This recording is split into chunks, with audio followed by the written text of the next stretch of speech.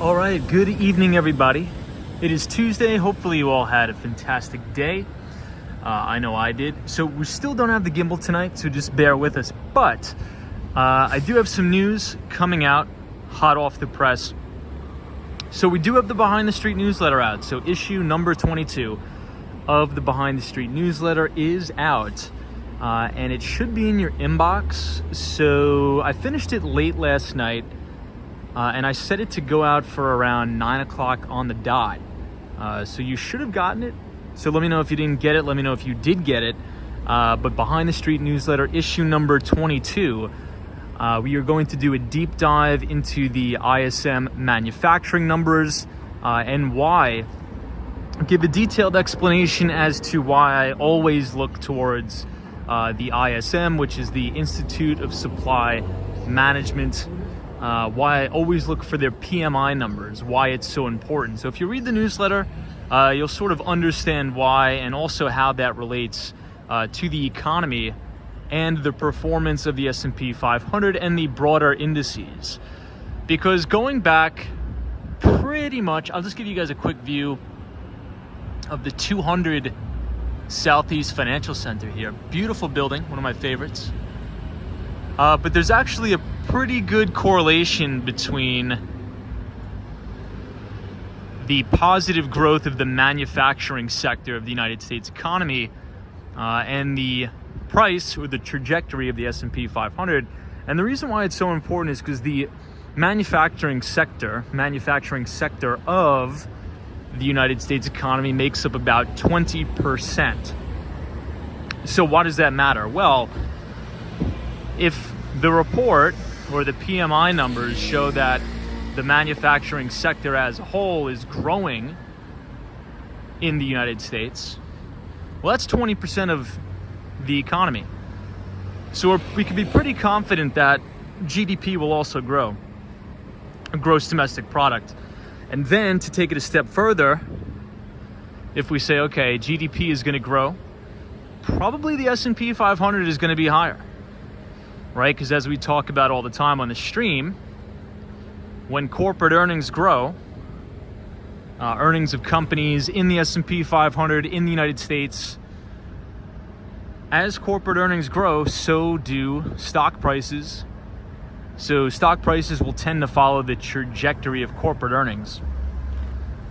So I took some time out to explain why that ISM PMI number report is so important. Obviously, they release it on the first business day of every single month. So please check that out. Check your spam folder if you haven't gotten the newsletter, because it is there. But everybody, let's see who we have in the chat. Hey, we have Chris Beeman here. Says, hey, Tom. Otto is here. Says, hey, Tom, thanks for the newsletter. Awesome that you got it. Thank you, Otto. Vinny Castellano says, hello, Tom. Hope all is well with you. Thank you, Vinny. Much appreciated. Mr. Ming is here. Says, Tom, good to see you, Mr. Ming. Dante Rose, Jetstar, says, hi, Tom. Good to see you, Jetstar. Thomas is here. Says, hey there. Good evening. Lee. Welcome, Lee. Says, yo, good to see you. Chris Beeman. Grant Stetton from New Zealand. Love that. Grant, long time no see. Hopefully you are well. You and your family is doing well. Super Beast 001 says, hello. Lena Sandoval, welcome. Sinjib says, hey, Tom. Hello from Montreal, Canada. Love that. Hopefully I'll be going there this year. FredX says, hey, Tom. Still working, but we'll catch up later. Yeah, I had a long night at the office, too, or a long day. You know, I got to the office really early, by the way, too. And I just left. But a lot of good things happening. A lot of good things are working, so I can't complain. Cody Banks says, howdy, Tom. Good to see you, Cody. Nigel Dallas. Welcome, Nigel Dallas. Humane says, looks like a lovely evening, Tom. It is. You know, the one thing about it tonight, though, it is a little bit humid. We did have that classic Miami rainstorm today. But it usually rains for about an hour throughout the day and then stops. Hey, Eyeglass Lady is here. Says, good evening, Tom, and everybody. Good to see you. British Gray says, good Tuesday evening. British Gray is joining us from Tampa, Florida. Always a pleasure. Charlie Richardson is here. Says, lovely night in Miami. Good to see you, Charlie. Humane says, Miami humid. No, dude, it's probably like 87% humidity today. pretty much par for the course for Miami, but I actually don't mind it. You know, I notice a very big improvement in my skin every time it's humid out. It's pretty much humid every day here in Miami. Wendy England, good to see you. Photos from around New York. What's up? Ms. Stevens says, hey Tom, much love from West Palm Beach, Florida. Love that. Love West Palm Beach. I'm actually going to be up there pretty soon. Maybe I'll try to stream. Phoenix is here, says, hey, walks in Wall Street. Sent over by the Investigator. Hey, good to see you. We love the Investigator on the stream. We love you as well, so thank you for being here. David Randall says, good evening. Good to see you, David. Welcome.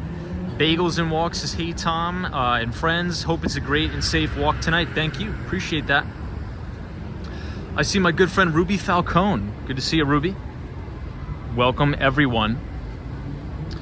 It's going to be a relatively short stream tonight. I also don't have the gimbal, so I apologize for the shakiness. We're walking past the Whole Foods here. But sort of just to reiterate, oftentimes on the stream we talk about, individual stocks. We talk about individual companies. But sometimes, when we're developing a solid investing thesis, I think it's best, or at least this is the way I do it, I really start from the top down and then work my way the bottom up, right? I really want to understand the global macro perspective or the overall health of the economy, and then once we understand either the strengths or the weaknesses in the economy, then we can whittle down to some idea generation, whether that be sector-based, whether that be individual stock-based. It just depends. So I think in this week's Behind the Street newsletter, I wanted to take it a step back to the basics, right? And usually when stock prices are depressed, that tends to be when people throw in the towel. They don't really pay attention to the market. But I think that's probably the precise opposite thing that you should be doing. I think during these times you should be really doubling down and trying to understand further market mechanics, right? How the manufacturing sector could dictate stock prices, how the Federal Reserve's policy, monetary and fiscal policy, how that can affect and impact stock prices. So it's sort of like a puzzle piece, right? Trying to piece everything together to formulate your investing thesis. So the main two topics that I talked about in issue number 22 of the Behind the Street newsletter is number one, the ISM PMI numbers and the manufacturing numbers. That will give us a good glimpse into the manufacturing sector of the U.S. economy. Is it growing? Is it contracting? And here's one of the main reasons why I think it's so important to really read through the manufacturing report, the Institute of Supply Management, the ISM PMIs, because it is a survey of the 300 largest manufacturers in the United States. And you could actually hear real-time quotes from the people or the respondents of the surveys. So for example, in the newsletter, if you go to it right now in your email box and you click it, I actually gave you guys the link to where you can read the report in real time. And it's not just the number, right? It's not just the number so we know if the manufacturing sector is growing or contracting. That's really not the main thing that I look at. It's one of the main things, but I really like to hammer down and get really, really nitty gritty and pay attention to what the respondents are saying, because these are the people that own big manufacturing agencies and firms in the United States, and they're literally telegraphing investors what is going on. Do they see supply chain bottlenecks? Are their customers ordering more? Are their customers canceling orders?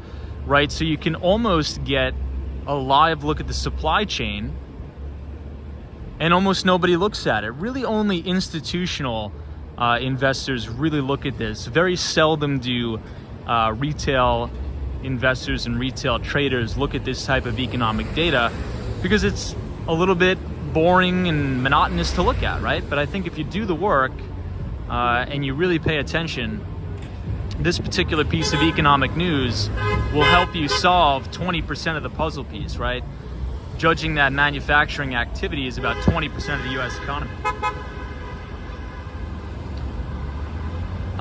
Hey, Sabrina Fair's here. Good to see you. Brian Flores is here. Robert, good to see you, Robert. Wendy England says, Tom, manufacturing should be going flat out as long as they have employees and materials. Yeah, so Wendy, that was one of the things they talked about in the survey. I'm gonna try to cross the street. We tend to get these 20-minute red lights here in Miami.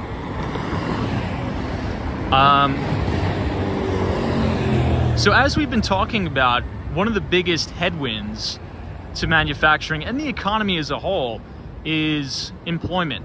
So the unemployment rate is at all-time record lows, but obviously the number one thing that I like to look at is not necessarily the unemployment rate,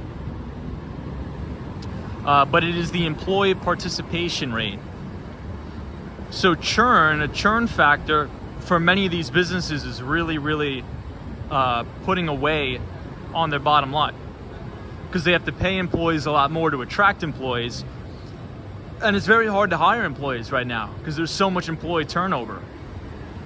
But from the report, they did say, even though that is a continuous problem, it's actually getting a little bit better. So we're actually seeing some improvement in employee churn, which is good news. And I think the reason why, I think the bridge is going to go up. So we're going to see, this drawbridge has gone up at least 20 times today.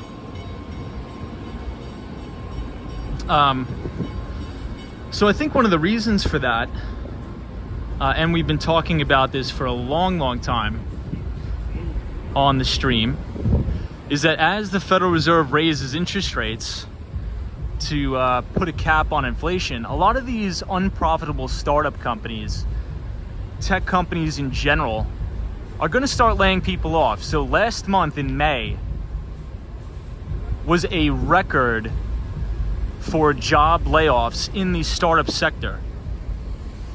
And it was almost a little bit weird to see that, because we've been talking about this for months.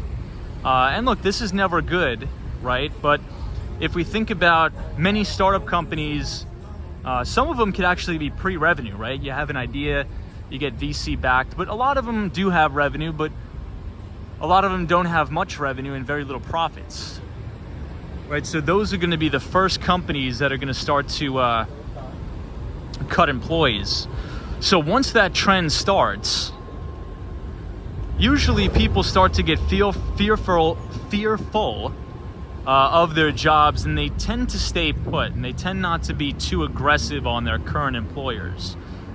So that was also another topic of conversation in the ISM manufacturing numbers today. Hey, Roy S is here, says, hey Tom and all lovely mods, hope everybody is well. Thank you for that. So here we have the drawbridge going up once again.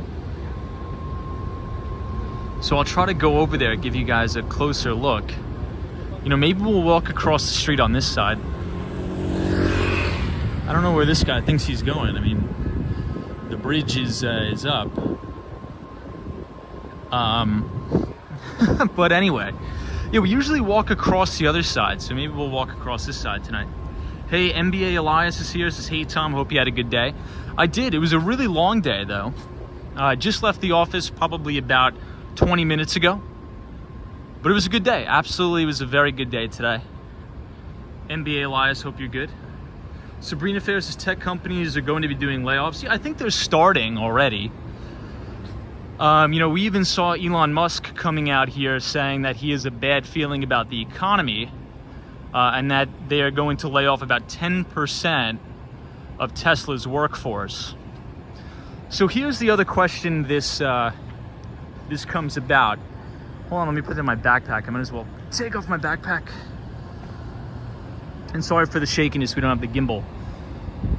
So based upon the ISM PMI numbers, For the 24th consecutive time, the manufacturing sector grew in the United States.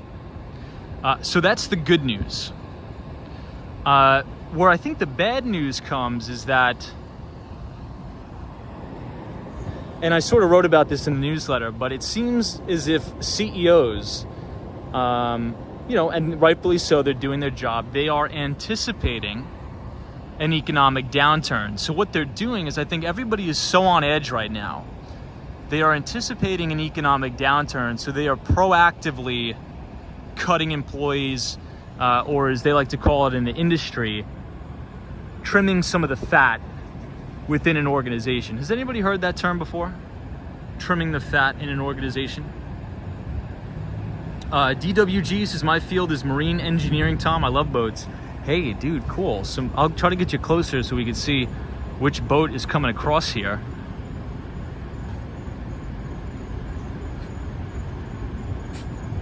Sabrina Fair is like, Tom, there can't be an economic downturn because I'm going to go shopping in London. Very cool. Hopefully I'll be able to come with you. But marine engineering, that is awesome. So here's an up close and personal look at the bridge.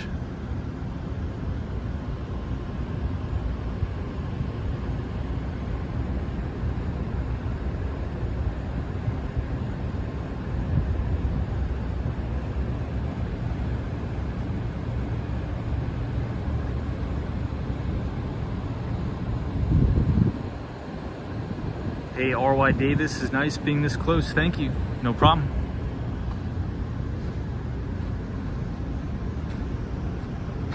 So there's no pedestrians beyond the gates. Let's see what we got.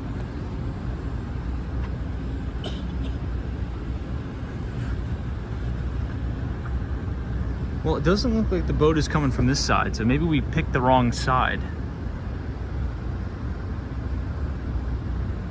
Hey, Mystery Girl is here. Good to see you. Wendy England says, Tom, middle management is usually the fat. Yeah. Daryl is here. Says, good evening, Tom, from Chicago, Illinois. Hey, Daryl. Good to see you, my friend. Hopefully you had a good Tuesday. Michelle Henry says, that's neat. What's up, Michelle? For those of you who are just joining, we are hanging out by the drawbridge here. So the drawbridge is actually up. And if you could see, you could actually walk right over here and plop right into the water.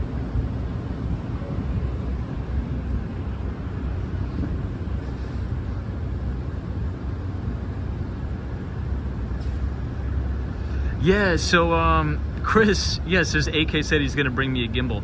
Yeah, I didn't want to take it from him, but he's such a nice guy that he offered. But I didn't think I was gonna stream tonight, so I was like, you know what, I'm probably not gonna stream. But yeah, he offered me one, which I appreciate immensely. Oh, everybody, here it comes. Check it out. I hear it. So look right here. We'll get to see this. Hopefully it's a massive boat coming by. We'll see.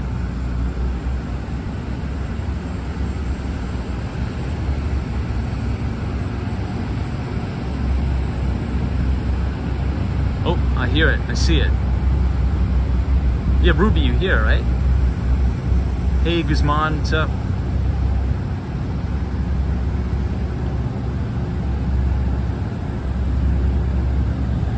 Here it comes, everybody.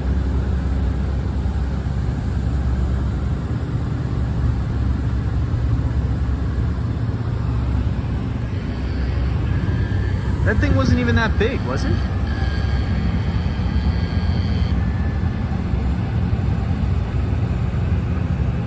Yeah, it's pretty big. But look at the little boat towing it right here.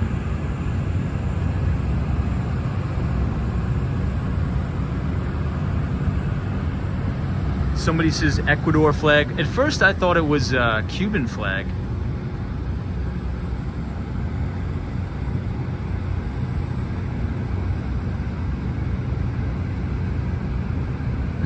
Ruby's like, yeah, the little boat that could.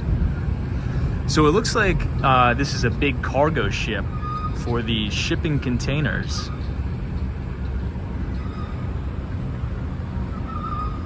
So So you guys could see the bridge going down now. You see it?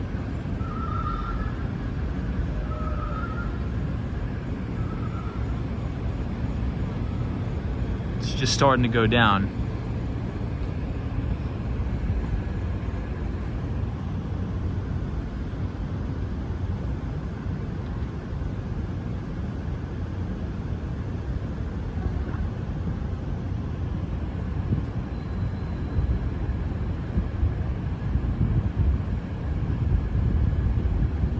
Christina says, I'm wearing a Cuban fedora tonight.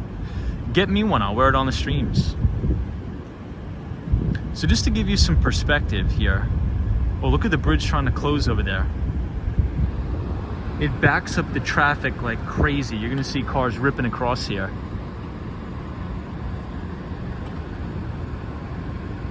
Hey, Do Work Media Charleston is here. Says, good evening all, good to see you. Yeah, John's like empty, screwed the supply chain. Hilarious. Very fitting for our conversation tonight. Hey, James is here. Good to see you, James. Brian Forrest is here. It's Brian. Herbert says, Tom, that is a guide boat / the pilot. Ah, very nice. Penelope's here. What's up, Penelope? Good to see you. All right, our pedestrian gate is going.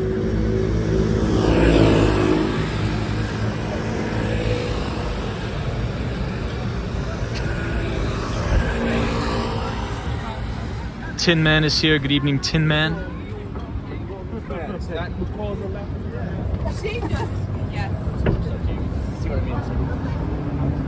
Hey, Ibrahim Azam. Welcome, Ibrahim.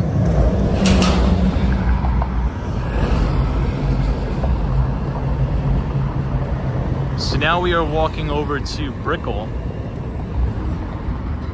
from downtown Miami.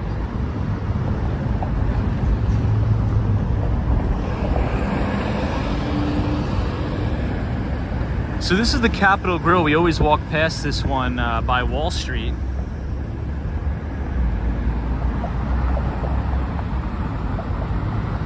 But here we have the Bank of America Tower right in front of us. And then the W Hotel.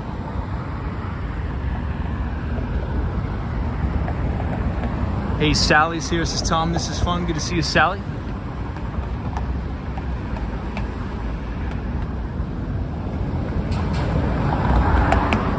And this building right here is the brand new Aston Martin building that should be complete within the next year or so. It's going to look fantastic.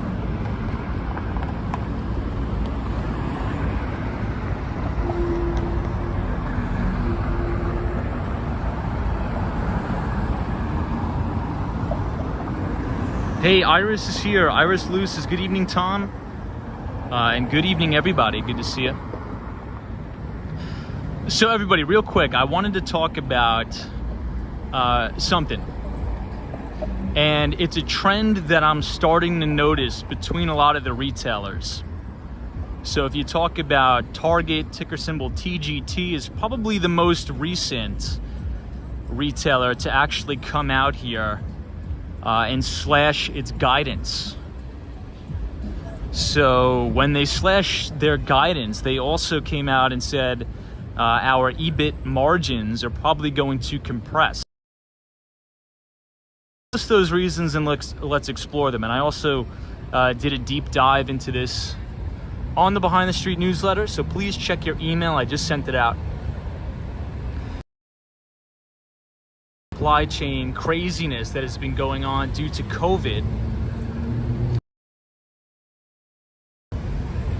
One of the things that could have happened is a lot of these retailers started to order way too much inventory, thinking that, you know, supply chains are crushed, so we need to start being proactive and ordering a lot of goods and services and products because we're never going to get our hands on it ever again. Well, across the board at Walmart, Target, and many, many others, Macy's, inventories are starting to pile up now. So what does that mean, and why is that relevant in relation to the stock price and in relation to earnings? Well, a couple reasons here. The reason why it is bad, and not for consumers, by the way, so this actually could provide a little bit of relief. So let's explore both ways here for a minute. I don't even know where I'm walking, but this is a very nice patio here. I don't think we've ever been up here. So as inventories start to stack up at major retailers, these retailers have to do one of two things. Number one, they have to slash prices, right? And when prices come down, that is a good thing for consumers, because we're used to paying an arm and a leg for everything because inflation is going crazy.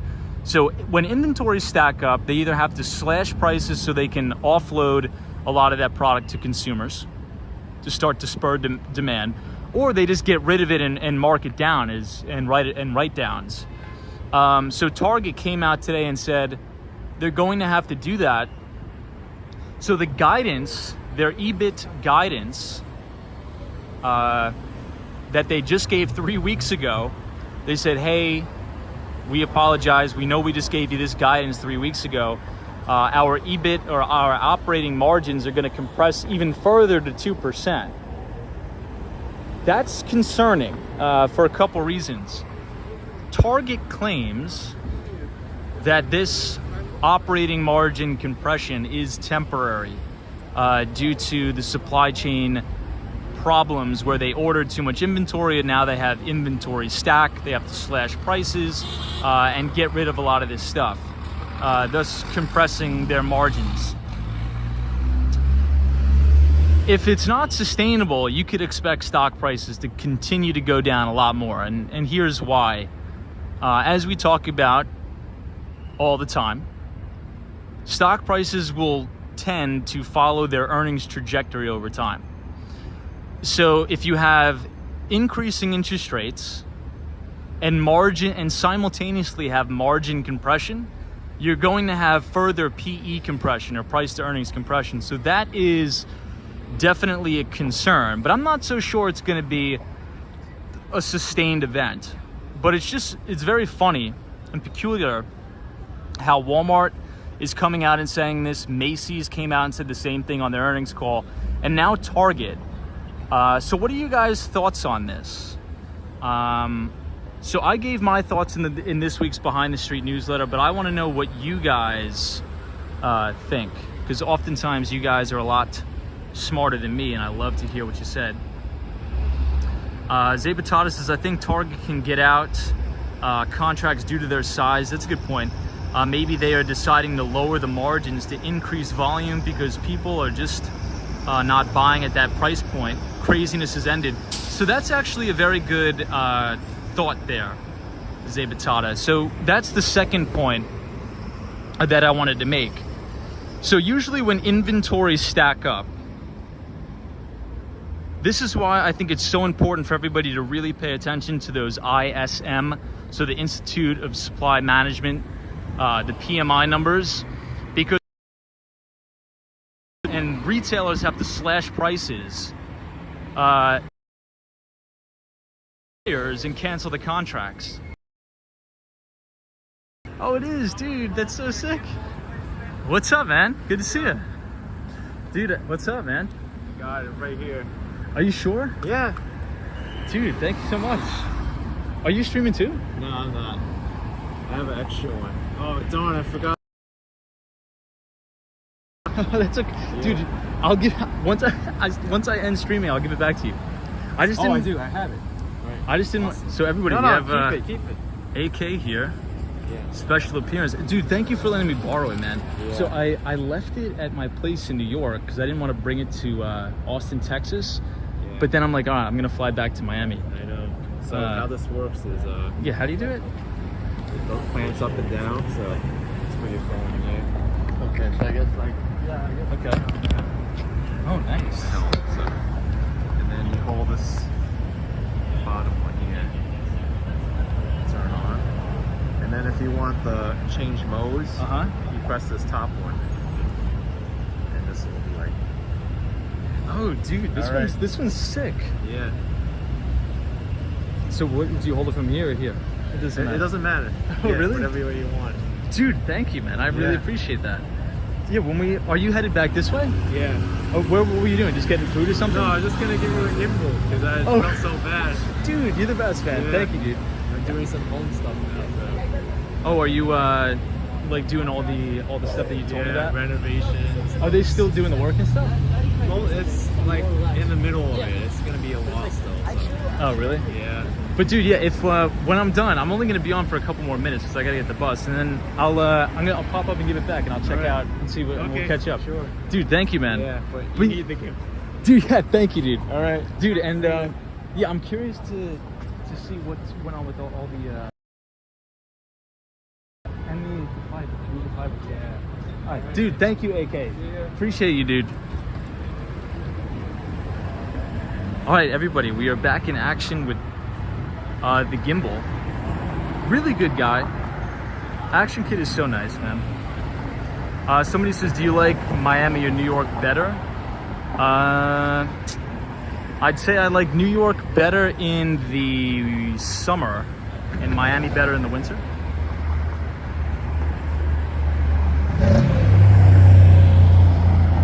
Yeah, Brad's brain says AK rocks. He does, man. He's a really nice guy, too. Yeah, when I end the stream, I'm going to run and give it back to him.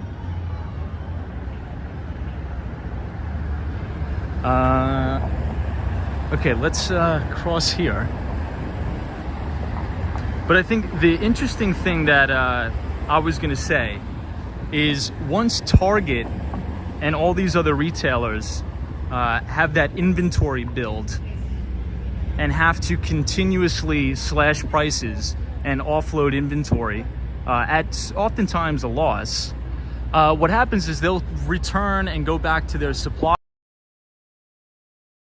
contracts for new orders, and that's when things start to go into a downward spiral. I'm not so sure that's good because in this week's or in this month's for May, the ISM PMI numbers showed pretty strong demand in the manufacturing sector. And a lot of the comments from those manufacturers were pretty upbeat. I think it was something like for every one negative comment, there were 10 positive comments about the manufacturing sector. So I don't think it'll necessarily turn into Armageddon, but I think all the craziness is going to come down. And that could be good for inflation as well. So as we know, the Federal Reserve is steadfast into raising interest rates, 50 basis points from here on out, probably until September.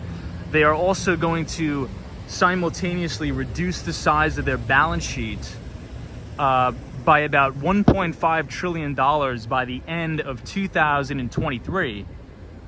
So should we have lighter than normal CPI numbers, there's a very big possibility that by the time the midterm elections conclude, the Federal Reserve could actually start to say, okay, let's start easing again because these inflationary pressures are subsiding.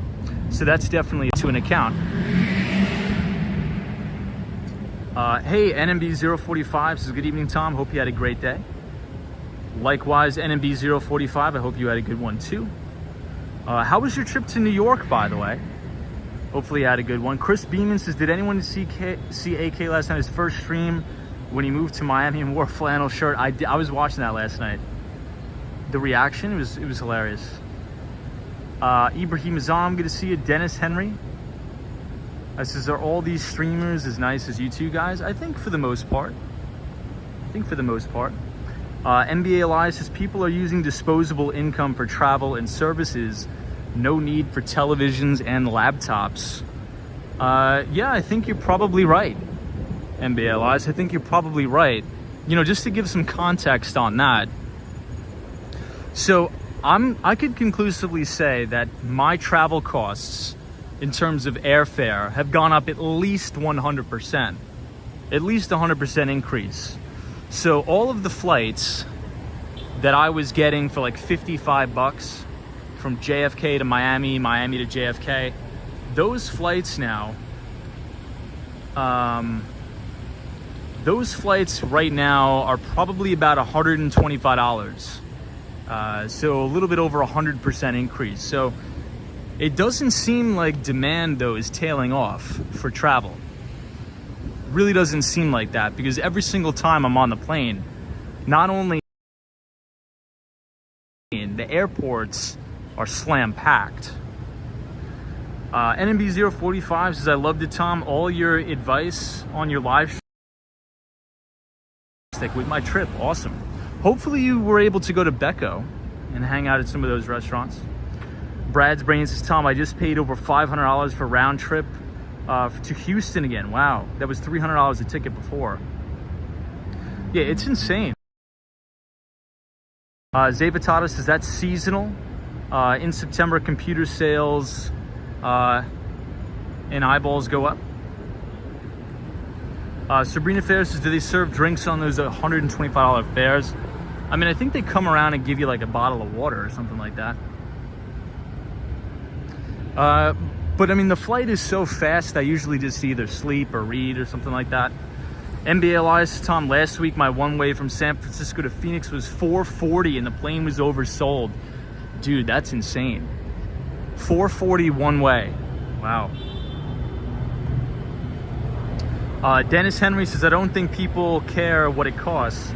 They are glad to have survived COVID and want to go out. Yeah, so Dennis, you're right, man.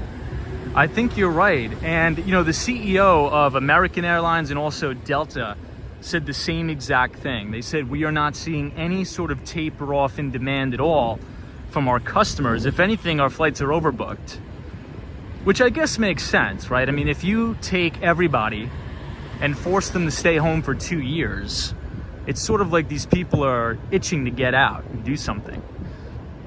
So on that end of the spectrum, I don't blame them.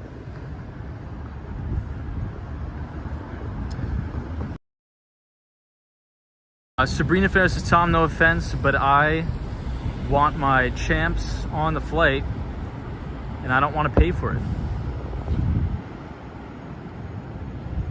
I see. I want, got it. Sabrina Fair, copy that. Wendy England says, Tom, everybody I know is traveling. David C says, did car rental prices ever go down? So I actually just rented a car to go to Atlantic City. Originally I was gonna take the Amtrak train to Philly and then transfer to another train to go to Atlantic City. But that was more expensive than renting a car. I think I just rented the car. It cost about $125 for 24 hours. And I don't think that's too bad.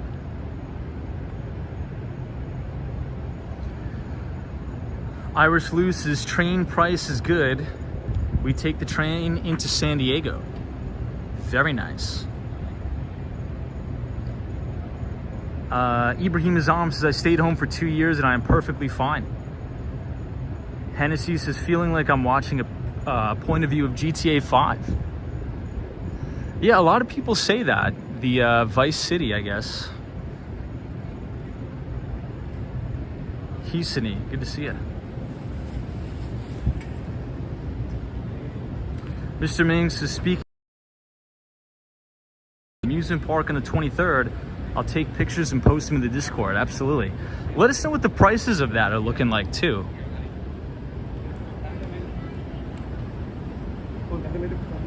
Brad's Brain says planes are packed due to less flight. H to KC had about 25 folks added from a cancellation flight. Yeah, so Brad, that's another good point.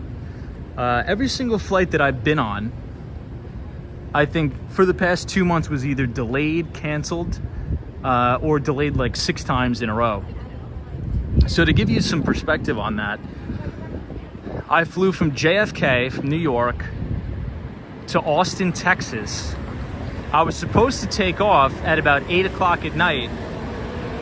We actually wound up taking off around, I think like 1:30 in the morning. So it was crazy. And I actually got to Austin at about 4:30 in the morning. So I was really, really exhausted, really tired. But to be fair, the airline did give me like a credit, like a travel credit.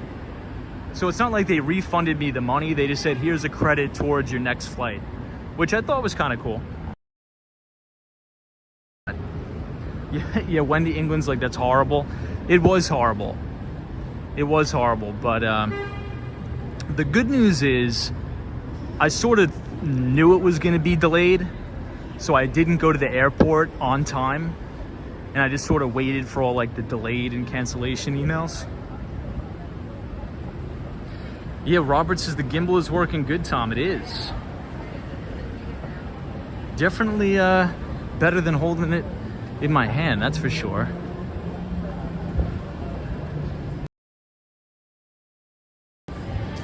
So I came here today for lunch.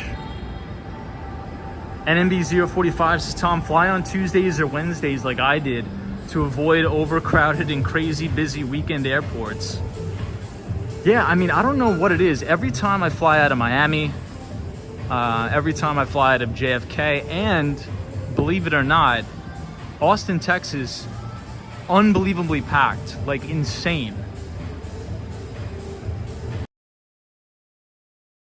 The gimbal is working good. Appreciate you, man. Really, really appreciate that. I think I may like this one better than my original one.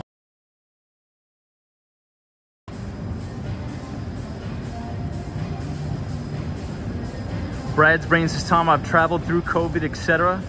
Man, those were good times. Entire row to myself. I know you're right about every flight being delayed now. Dude, I used to travel a lot too during COVID, and it would just be me and the flight attendants, and I'd literally be having a stretched out sleep on the plane. But now everything is so packed, it's ridiculous. It's a Twitch stream.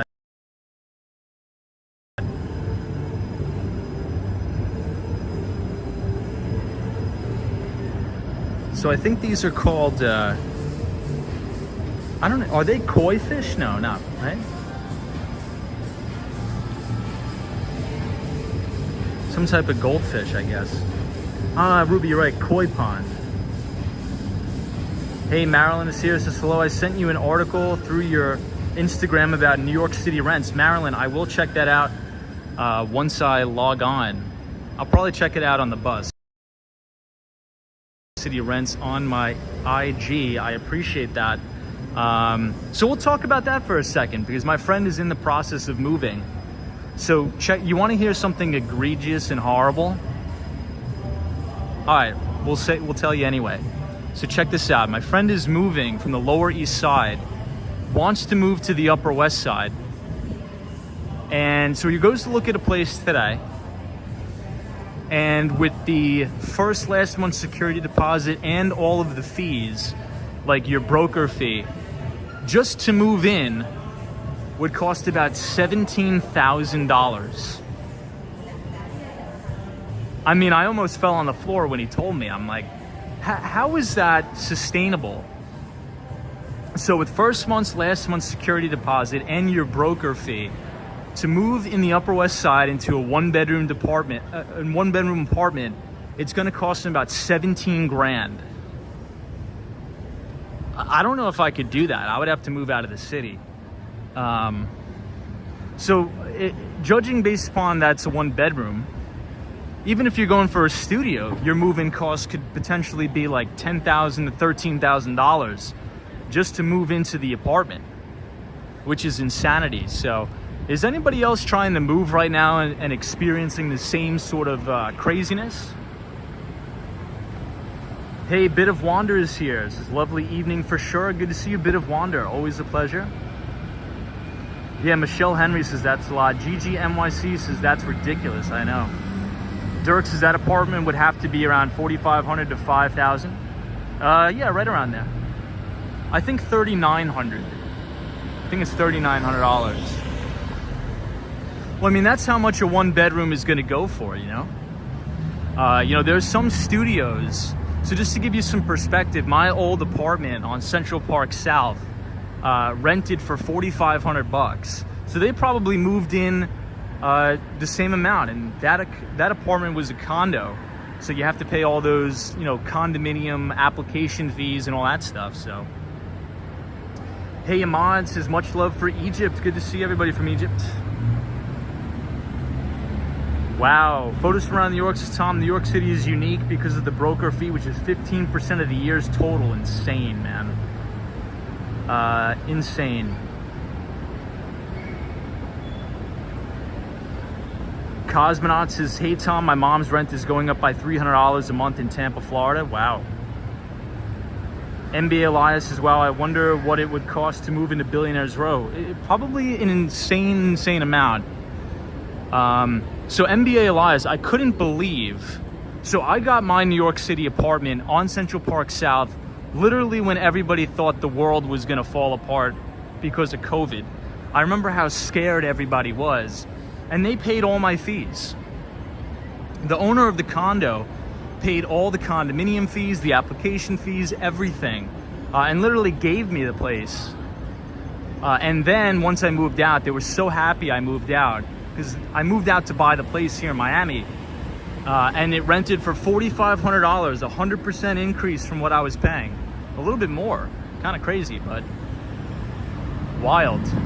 And I didn't pay any sort of broker's fee, nothing. I didn't pay any of that.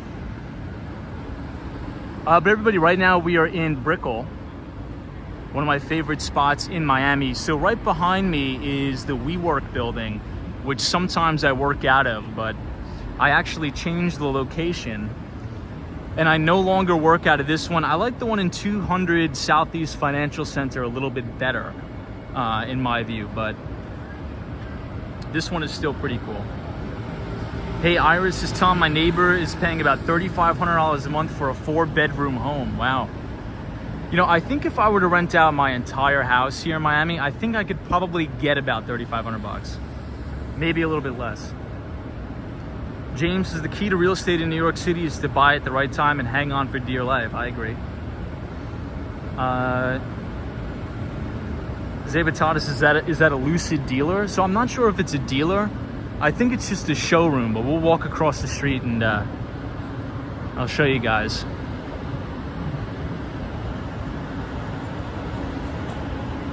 Ooh, some updates. I actually, for the first time ever, I jumped in an Uber taxi, but it was an Uber, what's it called? Not an Uber taxi, an Uber Tesla. Apologize. So on my ride back from Miami, Tesla, the thing is unreal. I'm not sure if there's any Tesla owners in the chat, but it is by far the most impressive vehicle I've ever been in my life. Tesla, by far. Yeah, Robert's like not a big fan of the grill. I'll give you another look at it. Katie says, Tom, landlords have lost a ton of money on the rent moratoriums. Yeah, especially in New York City. Especially in New York City and state. Michelle Henry says, I guess I need to stop complaining about my rent. So things have gotten so crazy that people are actually frequently coming up to my front door and knocking on the door of my house, asking if I'm interested in renting it out. And I'm like, well, there's already people, I already rented it. Apologize. That's how crazy it's getting. Hey, NE says, I would get a Tesla, but the reliability problem would give me high concern. So so NE, what do you mean by reliability problem? Excuse my ignorance on that, but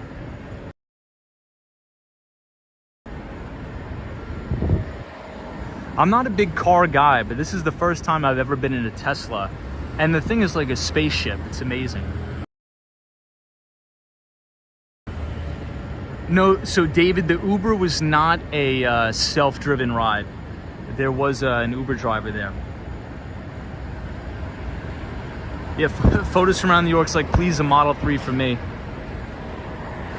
So for everybody that's just joining the chat, a little bit of update for the channel. So obviously you guys knew I was doing a lot of business travel over the past month and a half. But we are now back to our regular scheduled programming with the Behind the Street newsletter. So please check your emails. I did just... So check your spam, all that good stuff, because we sort of took this one back to the basics, talking about the ISM PMI manufacturing numbers, in relation to the Federal Reserve starting quantitative tightening. So you are not going to want to miss this issue of Behind the Street. And we also briefly touched upon the potential for a super cycle in defense stocks or defense contractor companies. So you could think about like a Northrop Grumman. You could think about a Lockheed Martin. So I've sort of tried to explain my bull thesis on the potential long super cycle. Unfortunately, for the potential wrong reasons. I believe that Europe, the United States are going to continue to arm themselves based upon the Russia's invasion of Ukraine. So obviously the military-industrial complex will continue to chug along as Northrop Grumman, Lockheed Martin continue to break massive. Another thing I'll say about that is if you look at the relative strength of the market, look at what sectors are leading. You know, out of every single S&P sector last week, every single except one. Does anybody know what that sector was? If you had to guess. So last week, the market closed red in every single S&P sector except one, and that was, yep, somebody got it in the chat. Energy.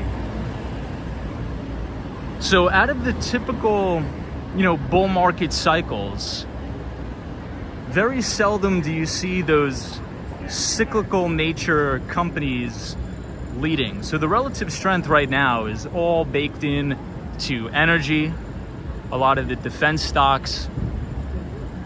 Consumer discretionary was getting killed last week. Technology is almost at the lowest level of the list in terms of sectors in the S&P performance.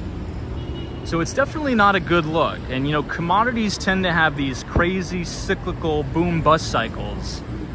So just be aware of that as crude oil inches back up to that $120 range. I think if we check the futures right now, everybody, I think crude oil is trading at about, what is it, 119? It could have cracked 120 as we are streaming right now, but I'll have to check when I get back on the bus.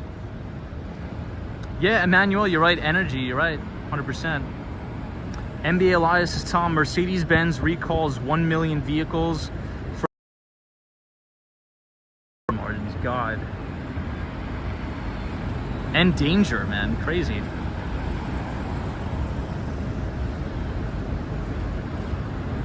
Yeah, so speaking of Apple, did anybody pay attention to the developers conference? Hey, Otto is here. It says oil futures at 119.60. Yeah, so I think the record high was back in March. Well, or the previous swing high was back in March. And I think that was about 130. Because I remember we were streaming and we were actually sitting right outside of the Empire State Building. I'm like, oh my gosh, oil is on a tear. Crude is on a tear right now. It's hitting 130. I'm like, you got to sell this. I remember that stream very distinctly, but crude oil has managed to climb its way back, break above its 50-day moving average and trend higher. So that's definitely going to add to windfall profits at a lot of the energy companies, energy stocks.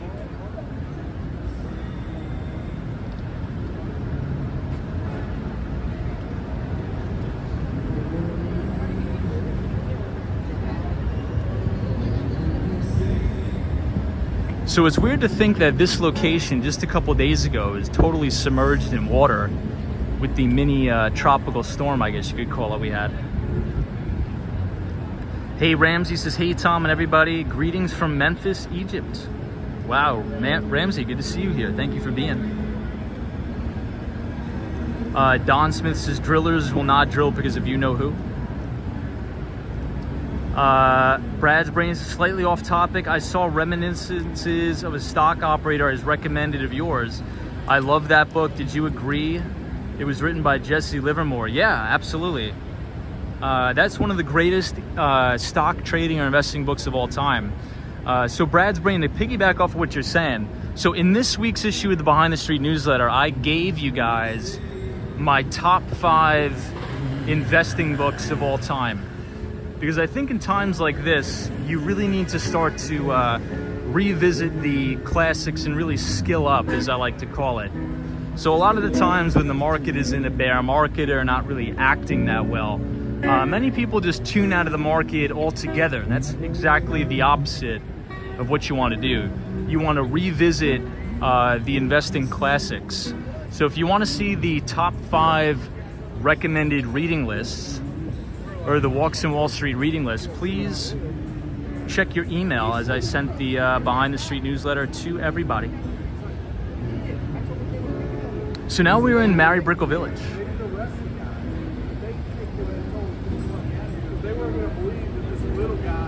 Hey, Cindy Foley is here. Good to see you, Cindy. So I went to lunch. I ate lunch right here in Chipotle today. I thought I'd help out our friend Bill Ackman, so I went to Chipotle.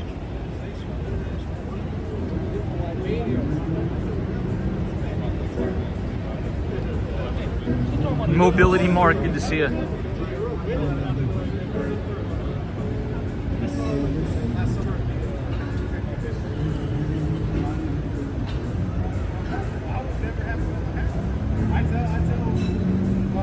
Hey, Brad's Brain, thank you for that. So if you guys want to sign up and read this week's newsletter, if you scan the QR code on your screen, it'll take you to the newsletter that I just wrote for everybody. I think it's a really, really good newsletter to review. So if you scan the QR code, punch in your email, it will drop the link to the Behind the Street newsletter, which is a free newsletter that will explain not only the US equity markets, but talk about emerging markets, fixed income, and the housing market. Fresh Flanatra says, what jobless career positions are inflation resistant? Any ideas? Inflation resistant? I don't know about inflation resistant, but maybe recession proof. If you want to talk about maybe like recession proof. So one of the ideas that I have is, during raging bull markets where that VC spigot is turned on, right? So a lot of the times if you're a startup, if you're a founder, what you'll do is you'll try to raise VC money or venture capital. And a lot of that money is very free flowing during times of artificially low interest rates in a raging bull market. But as the Federal Reserve starts to sort of rein in the inflation by raising interest rates and unwinding their nearly $9 trillion balance sheet, and the economy starts to take a turn for the worse, all of that VC money, that spigot turns off. So what does that mean? Well, a lot of the times these startup companies will not be profitable. So they're cash burning businesses. So they rely on their VC partners to continuously give them money. But that's only works in times of euphoria, right? So now is not the time, in my opinion, to go work at a startup.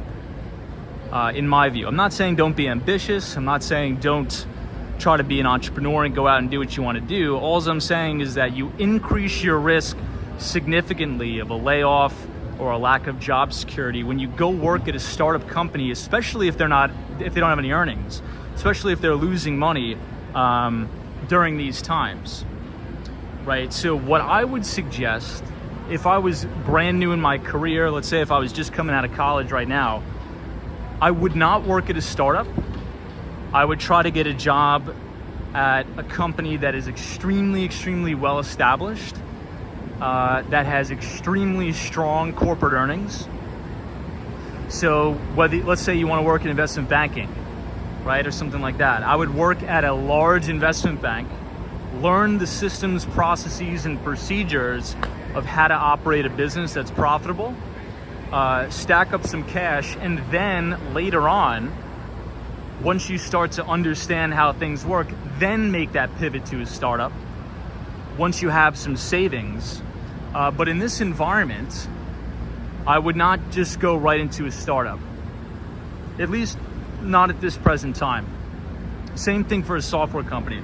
Let's say if you want to be a software engineer or a software salesperson or a tech salesperson, I would not go work at a startup or be an SE or a SWE at a startup right now.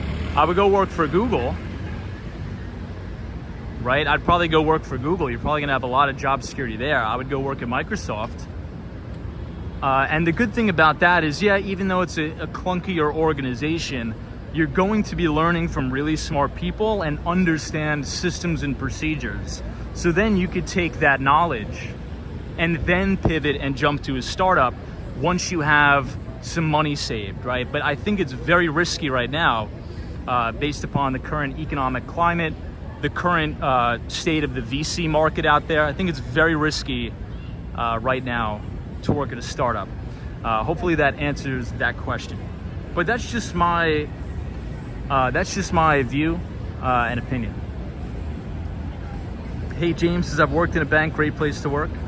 Good to see you, James. Sabrina Fair says, don't work for Google, Tom. Don't go to the dark. Don't go to the dark side.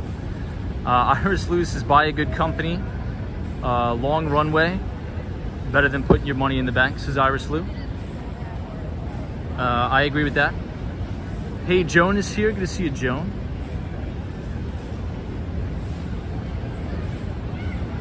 Yeah, so photos from around New York. I heard about that. So the hubs or the emblem on Rolls-Royce always stay upright somehow.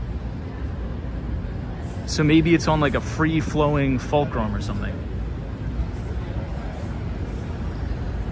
Katie says, so why is there still a great resignation happening, or is it just hype? Well, I think it's starting to decline, that great resignation. I think a lot of that craziness is starting to go back down. And we heard about that last week in the Institute for Supply Management PMI numbers. So one of the biggest challenges or the biggest headwinds to the manufacturing business in the United States was employee churn. And when you can't keep employees and when employees keep leaving and quitting, it's very hard to run a business. So that tends to increase your operational expenditures. So if we look into that ISM manufacturing report, which I outlined in this week's Behind the Street newsletter, please check your email. A lot of the respondents were actually saying, yes, even though this is a huge bottleneck for our business, we're actually starting to see employees tend to be a little bit more sticky, or we're starting to see very good progress in retaining our employees, which I think is good news. And here's one of the reasons why I think that. There's been many headlines across the board saying Tesla is laying off 10% of its workforce, Microsoft is laying off a percentage of their workforce, Meta is no longer hiring, they're going on a hiring freeze. So when people start to see that stuff, they tend to seize up and say, okay, I'm starting to see the writing on the wall here. I have a job right now. I don't want to end up like somebody else that's getting laid off. So I might as well stay put my head down and just do a good job. So I think that's starting to happen. And we've been talking about that on the stream for quite some time, about how I think that gap, or let's just call it a sort of a divergence between the power an employee has and the power that the employers have, I think that's going away. And I think the power, unfortunately, is going to go back to the employer in terms of bargaining power for salaries and things like that. But I could be wrong, but this is just the take that I'm seeing based upon all of the economic data we're getting. Yeah, James says nobody quits their jobs during a recession. That's true. Hey, Hector the Dude says, I love winter. Good to see you, Hector. Thank you for being here. Yeah, Don Smith says Coinbase layoffs too. I think Gemini laid off about 10% of their workforce. Hey, Ren10 says, Tom, I know someone who quit their job because they were asked to come into the office 3 months later, still can't find a job. Wow, yeah, Ren10.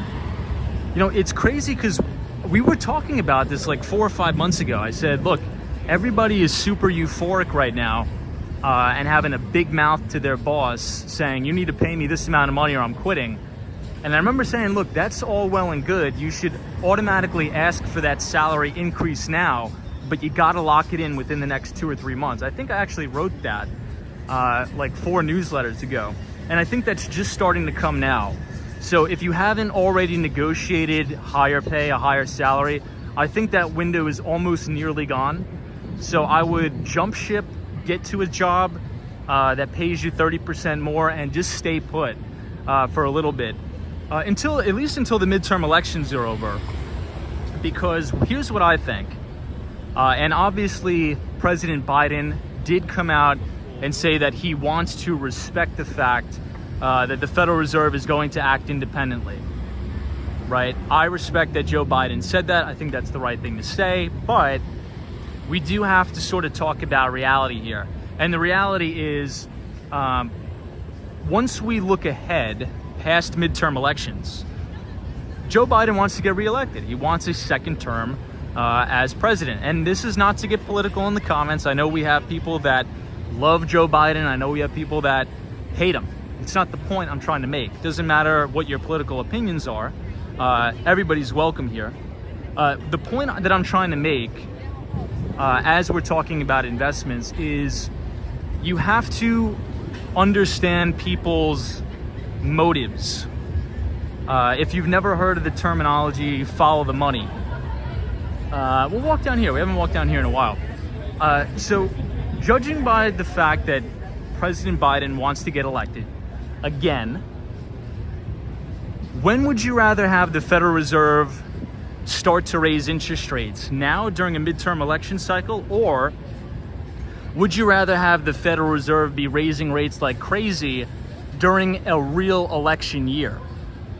So what if we could think about for a second, let's say if, you know, the Biden administration is like, yeah, let's just get this out of the way. Let's kill inflation. Yeah, we may lose both houses of Congress, but let's just kill this inflation. So once the time comes for the presidential elections, the Federal Reserve can say, hey, the CPI numbers are not that bad. Inflation is not ramping. I think we did our job. Let's end quantitative tightening, restart quantitative easing, and this market is going to go to the stratosphere. That's a scenario. That's very possible. Doesn't matter if you like President Biden, you don't like him, if you're Republican or Democrat. As an investor, that scenario is possible. And I think we need to be ready for that. Hey, Dan Zhang is here. Hey, Dan. Says, love the Miami vibe. Yeah, you have to come to Miami and check it out. I love it here. We are now in Mary Brickell Village.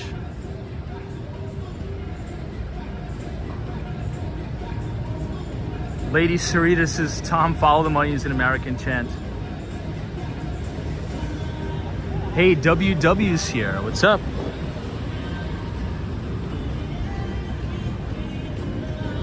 Good to see you, WW. Monica B says, beautiful night in Miami. Good to see you, Monica. So these are my favorite apartment buildings down here. The views are really, really nice from these apartments in Brickell, but they're ridiculously expensive. I actually think some of the views that you get in downtown Miami are a little bit better because you get an unobstructed view if you live in downtown Miami of the bay. Here, you know, there's so much building and so much construction, your view may get blocked in a couple of years. Yeah, Ali says rents are crazy in Brickell. Dude, I've heard, man. I've heard some crazy stories. I've heard some crazy stories here that people are willing to pay 12 months in advance just to get an apartment here in Brickell. Like, think about that, paying 12 months up front. Everybody, I'll show you real quick. So if you see these plants right here, let me turn the brightness up. So these plants are called Clusia, and I encapsulated or captured my entire house. So the entire perimeter of my property is all of these plants. So in about 2 to 3 years, these are gonna grow to like 20 feet tall. So the entire house is just gonna be covered the front yard. It's gonna be totally private. It's gonna be awesome. It's gonna look like those Hampton hedges. If anybody's ever been to like the Hamptons, and you can't really see any of the houses because it's just all plants. That's sort of how I wanted it, because the fence is like so old. I mean, the property is from 1950, and I think it's better to have a natural sort of fence than to put a bunch of plastic up or plywood. I don't know. That's sort of my thought process about it. Lady Cerritos is nice, Tom. The leaves look lovely. Thank you. Appreciate that. Yeah, I think a natural fence may be a little bit better. Because technically a natural fence will last forever, right? I mean, if I spend, 10 grand or however much a fence costs to put up like a wooden fence, I'm gonna have to replace that in 20 years, right? And with the hurricanes, that stuff is probably gonna blow over in less than 10 years. So I'm like, might as well just plant a bunch of bushes around. So, yeah, they have a lot of nice restaurants down here.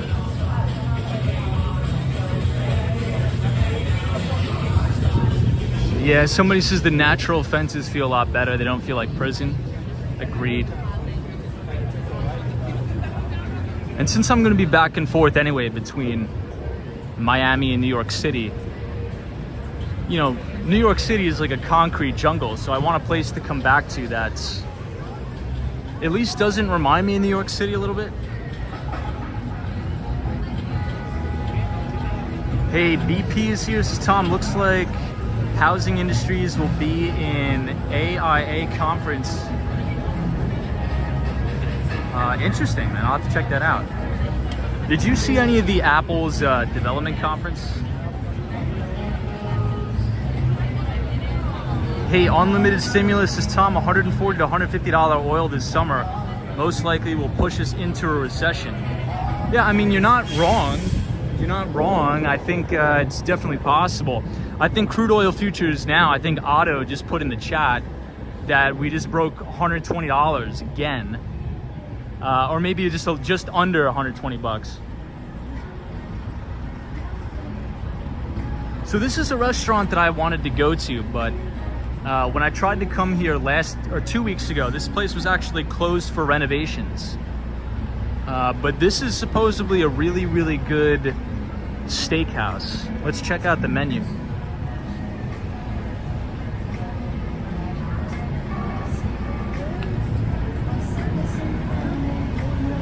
At least I think it's a steakhouse.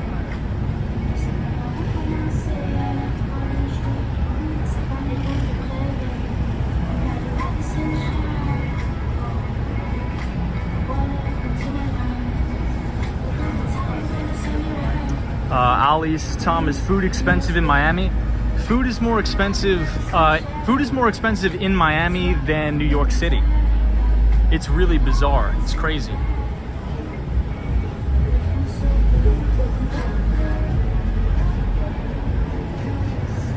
Things are really, really expensive here. I went into the Whole Foods that's in downtown Miami, and I mean, the prices are just insanity. It's just insane. I mean, I was gonna buy a little thing of sushi for lunch. It was like 20 bucks. I'm like, I can't do that. So I went to Chipotle. Prices are getting out of control here in Miami, like really out of control. And this is coming from a New Yorker, and I'm used to egregious prices and high prices, but it's crazy. The prices are really nuts here. The cost of living, the rent, everything. Yeah, photos around New York, $20 for pre-made sushi, yeah. I couldn't believe it myself. I didn't buy it.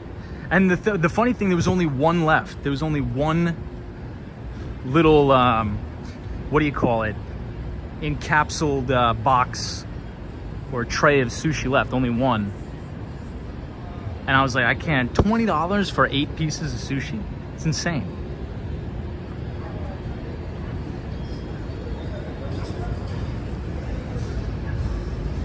Wow. So this is the view of Brickell from a parking garage. No, I have not gone to that ramen shop, but I want to go to that ramen shop. You know, my favorite ramen, or I forget what it's called. I don't know how to pronounce it, and I hate pronouncing things wrong. I think it's called udon noodles. My favorite noodle shop is actually in the Lower East Side, St. Mark's Place. For $10, you get so much food. The problem is it's cash only, and I hate carrying cash around. I don't even remember the last time I carried cash. I think it was like 2 weeks ago when I ate at that place.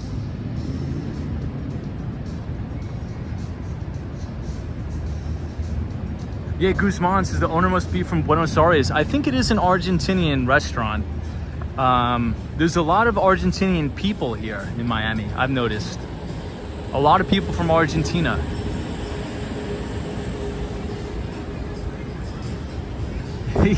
Yeah, Bob is like, Tom, you could just go fishing and make your own sushi. We'll have to go back and check out and see if there's any fish over there again, but...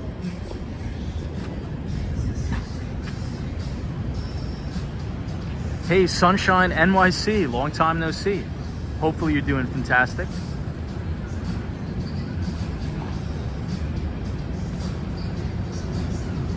NMB045 says the way you know if the place has cheap food is if the place has AC.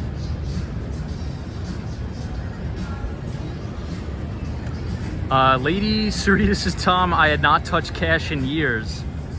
Had a garage sale at my parents' last weekend. Yeah, I mean, for me, I just use Apple Pay for everything.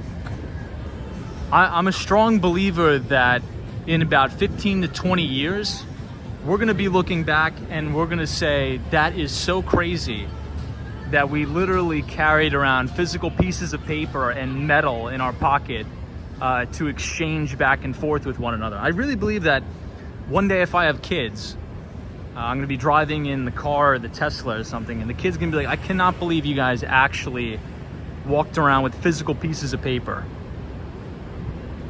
So I've sort of opted out of it, and I refuse to carry cash.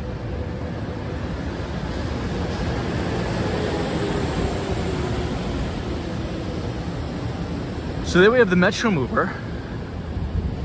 Here's a Tesla, really nice Tesla here. So I'm not sure what this one is. This may be a Model Y.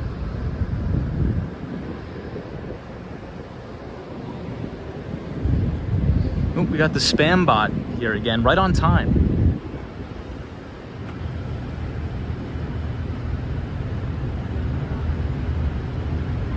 Hey, Mario says, it is very expensive here in Argentina. I heard about that. So the inflation is really crazy in Argentina. I think it's running at about 50% a year, which is unfortunate.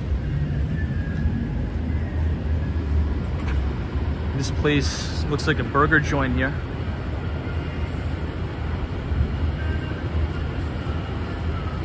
Mr. Man, good to see you. Yeah, Bob says Walmart doesn't take Apple Pay for some reason. I learned that the hard way, Bob. So there's a Walmart very close to my place.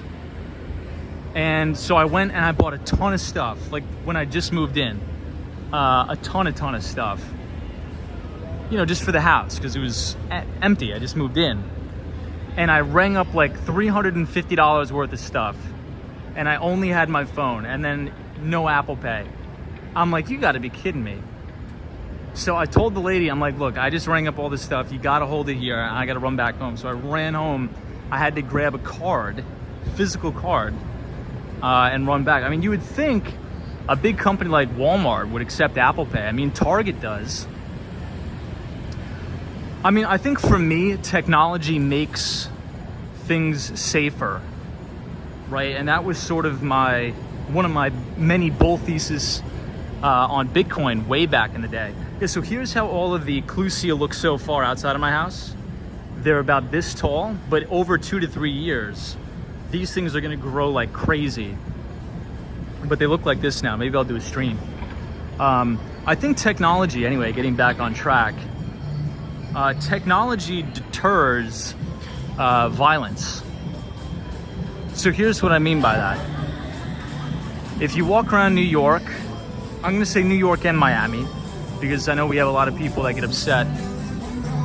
If you walk around New York City or Miami or any major city in the United States, especially now, you'll see a lot of snatch and grab robberies, a lot of people getting held up at gunpoint.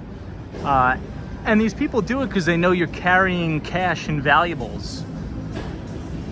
But if nobody carries cash, no credit cards, and everything is just on Apple Pay, sure, the criminals could steal your phone, but I'm pretty sure everybody has an MDM on your phone, so if it ever gets stolen, you literally just go home and log into your MDM and you make the phone a paperweight, and now nobody can use it.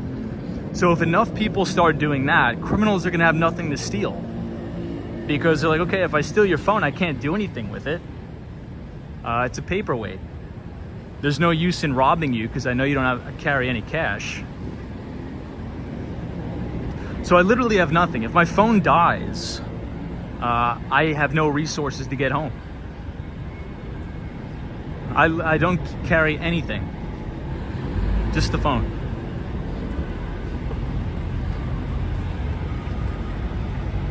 Jones says, I agree. Sunshine NYC says, true indeed. Yeah, and it's heartbreaking to see all of these derelicts, in New York City and in Miami and in major cities across the United States. I don't want to single anybody out. I know people get upset. But there's been a spike in that violent muggings and crime and things like that, especially towards older people. So if you're an older individual, I would never carry cash. Never. Nothing. Because these criminals are going to continue to steal and rob and pillage unless, number one, we improve our criminal justice system, actually put these people in jail. But that's never going to happen.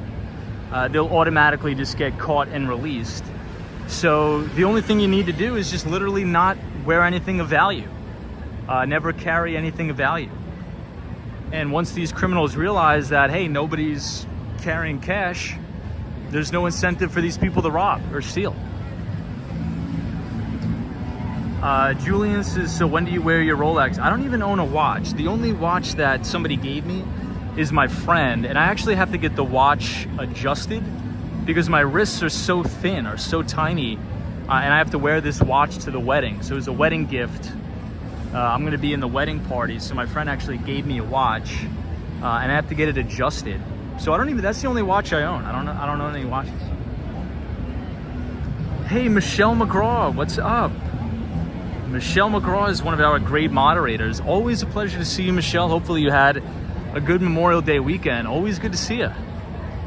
Hopefully you're doing well, staying safe. Love hearing from you, Michelle McGraw. NMB045 says, I refuse to wear my Hugo Boss watch in New York City and dressed very casually all the time. Yeah. So NMB045, one of my good friends who worked at... Oh, who's playing? Oh, Italy's playing tonight. I didn't know that. I'll have to go back and watch that when I get home. One of my good friends who works at Bank of America, her managing director sent out an email saying if you're going to commute to the office, don't dress down. So Bank of America actually reduced their dress code in New York City for this reason. And once again, I'll say it's not just isolated to a New York City problem. Violent crime is up all across the United States.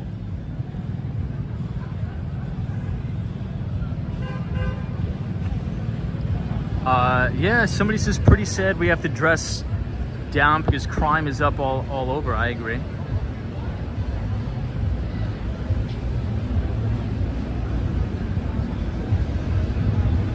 Sabrina Ferris says, Tom, I used to dress down on the bus in San Francisco when I took the Geary bus. Wow. Ooh, Don, like Don Rickles. Ah, got it. Thank you, Peter Webley. NBA Elias, Tom, only 2% of Sweden's transactions are in cash. This leads the world in non-cashless transactions. I love that. And I mean, for me, it's more convenient. I mean, I don't really want to speak for anybody else. But I just love walking out of the office, not having to fumble around with my wallet, a bunch of cards in my wallet. I think the same thing is going to happen with IDs. I think we're going to look back 10 or 20 years from now and find it so funny that we carried, physical IDs. I think people are going to be like, that's ridiculous. Why didn't you just have your ID, a digital ID on your phone? So I think everything is going to be condensed into an electronic device.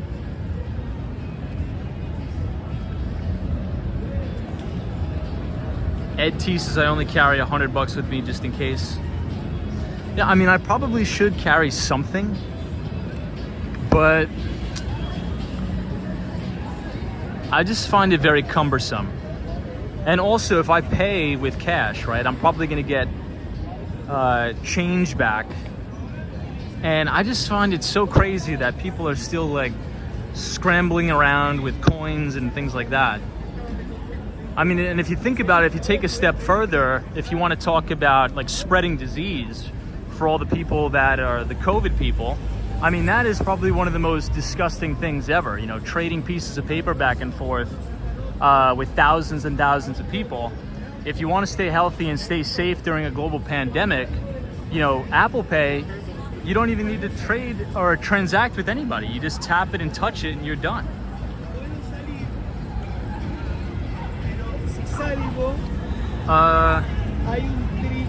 Action Kid says, and there's so many different IDs too, different one for state, for each state. Yeah, you're right. So Action Kid, speaking of that, I have to go to the DMV and get my Florida ID, which I'm not looking forward to at all, by the way. I really don't want to give up my New York State ID. Don Smith says, hey Tom, I think in 20 years, everybody will carry an AR-15 every day. The Wizard says, you mean like our COVID vaccine cards, big cardboard cards that everybody asks for? Yeah, like that too. Like, that's ridiculous. I mean, think about how easy it, I mean, we won't go down that rabbit hole because it's going to cause a firestorm in the comments. But think about how easy it is to forge, the COVID vax cards, right? It's literally like pieces of paper. It's ridiculous. But we'll move on to another topic before we get demonetized and shadow banned. T exclamation point MB says, no need for Big Brother to embed it in a chip in the skin when it is willing, carried in a smartphone at about $110 a month. Yeah, it's true. Marcus says, hey Tom, did it rain today? It did rain today. I actually got caught in the rain when I was going to Chipotle.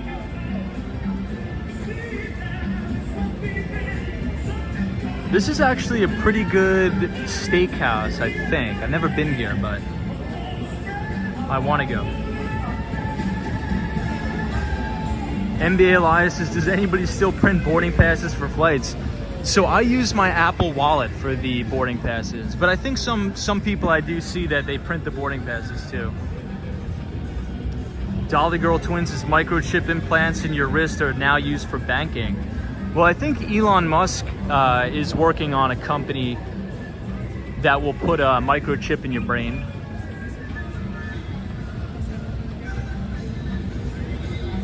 DJ says, hey Tom, what's the best way to invest $10,000? So I don't know, to be honest, but if it were me, I can't tell you what to do, but if it were me and I only had $10,000 to my name, I probably wouldn't invest the money. Like if I only, the only amount of net worth to my name was $10,000 in liquidity and cash, I probably wouldn't invest it into anything, to be honest.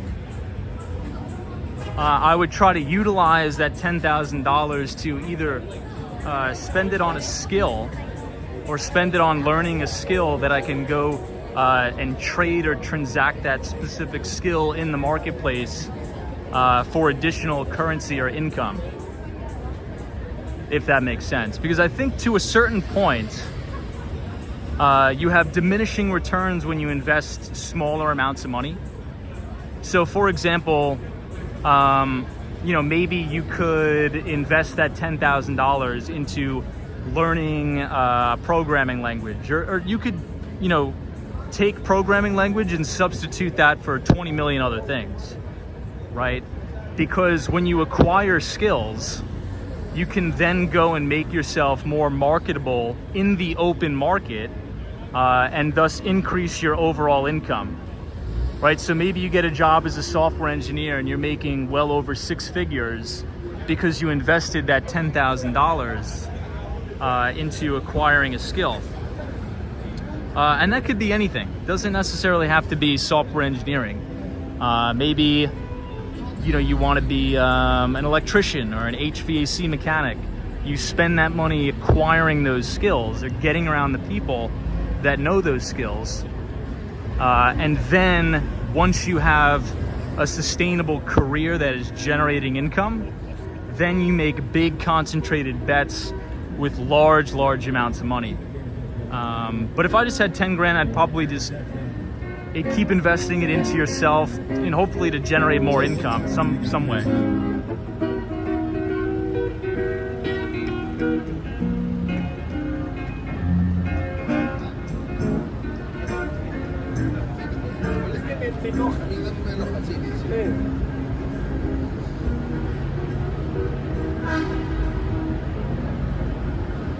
So here's the KPMG building. But I really like the lobby of this here. NMB 045, this is exactly the time I invest my money in my own well-being. I have no market investments, liquidity matters. Yeah, so I have a lot of money invested in the stock market, but I did it at a time when I started making a sizable amount of money. Right, I think it's people focus too early on the investment in like buying stocks and buying things instead of like skilling up. But I don't know, that's just my personal opinion. I'm not saying I'm right, but if it were me to answer the question, that's what I would do. That's what's worked for me. Because if you think about the marketplace, how competitive it is out there. Right, I mean, there's so many talented people that have so many skills in engineering, maybe they're doctors, surgeons, lawyers, whatever. It's a competitive marketplace out there. So anything that you can do to claw your way up that ladder, to increase your skill set and make yourself more marketable, I think that's going to have a higher ROI over time than investing the $10,000, even in an index fund that tracks the S&P 500 or something like that. Because if you can acquire skills that'll get you a job that's going to pay you $250,000 or $500,000 a year, then you could take that income and then slam that money down on huge concentrated bets that are going to really generate you a lot of alpha. But that could be anything. Maybe you want to be a better writer. Maybe you want to be a better artist. I don't know what that looks like for you, but choose something that you like and invest money into it.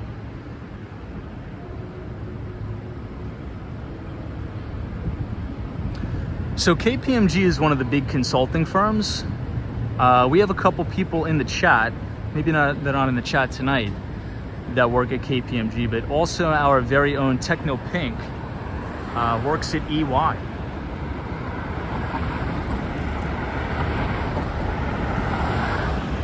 Hey, Andy S is here. What's up, Andy? Good to see you, my friend.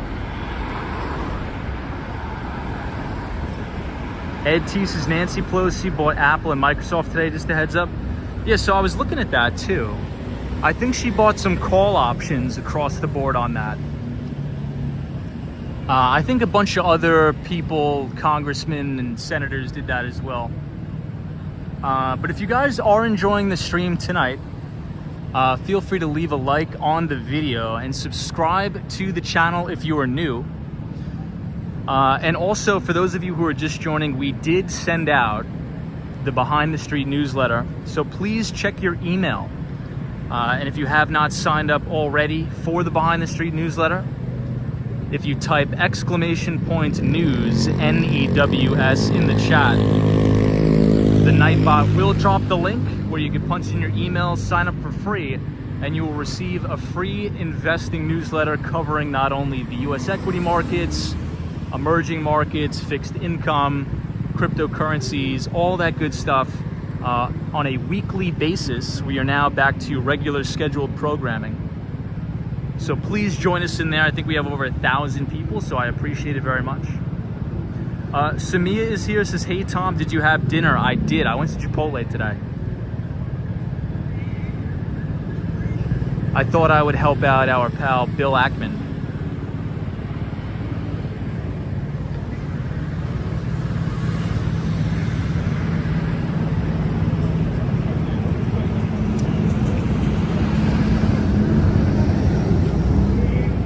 Andy S says, hey Tom, isn't it better to travel during recessions? Yeah, I think probably maybe the experience would be better because there'd be less people on your trips, right? I think that sort of goes back to what Brad's brain was saying when he said he was traveling during COVID. You know, all of his flights, he had the complete aisle to himself. And I remember the same thing. Traveling during COVID was just me and the flight attendants, which was actually pretty nice. But now everything is mobbed. It's crazy. Sunshine, New York City. You never had Chipotle? Oh my God, crazy. You gotta do it. Chris Beeman says, Tom, what's your item of choice at Chipotle? Yeah, I'll give you my order right now. I'll give you my order. And maybe the next time we walk into Chipotle, they'll have the Walks in Wall Street. You can order it, hopefully. But I get a bowl with a wrap on the side with extra peppers and onions,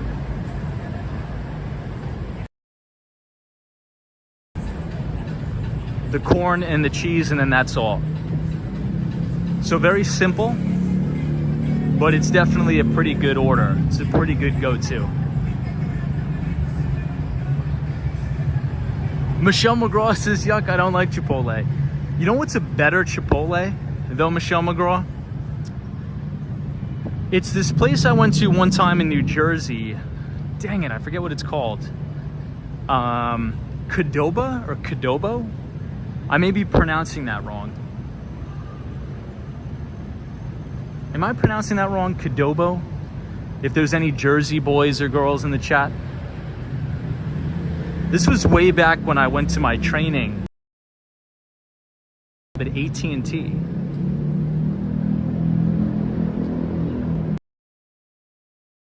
Jersey, and this was the best sort of like Tex-Mex Chipotle style food I've ever had. Qdoba, got it. Hey, Chris says you have them in Spokane, Washington. Awesome. You know, there's none of them in New York City, which is horrible. NMB045 says I tried Panera Bread, not a big fan. Panera Bread is all right. But if I'm in New York City, I would never go to Panera Bread. Nothing really else to eat. You need Wi-Fi. I used to work at a Panera Bread sometimes.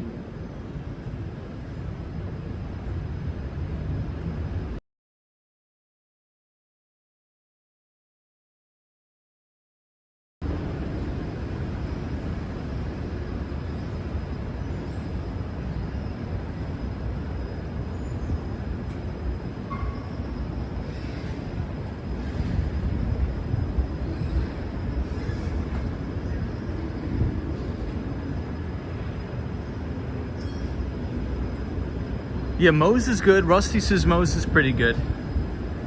Andy says Panera Bread is good. Agreed. It's all right. You know, I'm intrigued to try this. Coffee roasters. Let's see where they're located. We'll give them a shout out. 51 Northeast 24th Street in Wynwood. Oh, wow. And they're in New York City, too. In Brooklyn, New York. Wow. You know, I've started to notice a trend, everybody. So I started to walk around in Wynwood a lot. It's one of my favorite spots in Miami. Unfortunately, we cannot stream from there because there's no internet service. But I've noticed every single shop that's in Wynwood, it also says Brooklyn, New York, Bronx, Queens. It seems like a lot of New Yorkers are opening up shops, like coffee shops or whatever, in both New York City and Miami. It's a very interesting trend I'm noticing.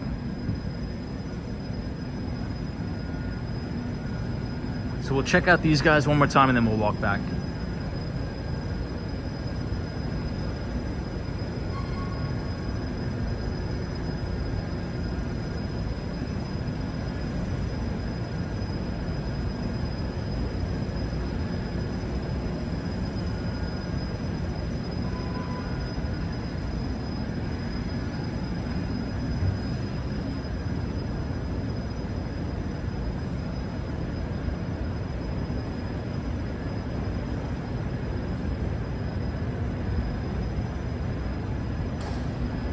Beautiful fish.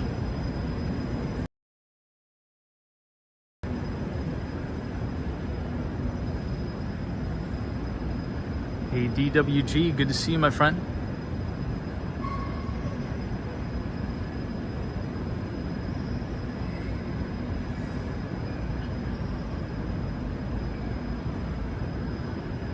I think the thing I like the most about Miami is just how clean they keep everything.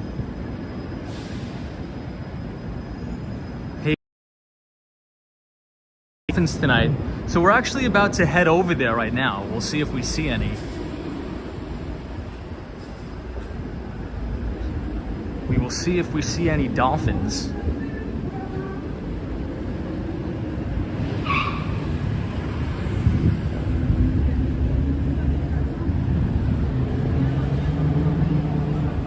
Hey Dr. Longus says, hey Tom, good to see you, Dr. Longus. So just a quick recap, everybody. One of the things we were talking about on tonight's stream is a lot of retailers are unfortunately coming out and lowering their guidance. So most notably and most recently that happened today, Target has come out and lowered their guidance for the fiscal year, saying that their EBIT margins are going to contract even further to about 2%.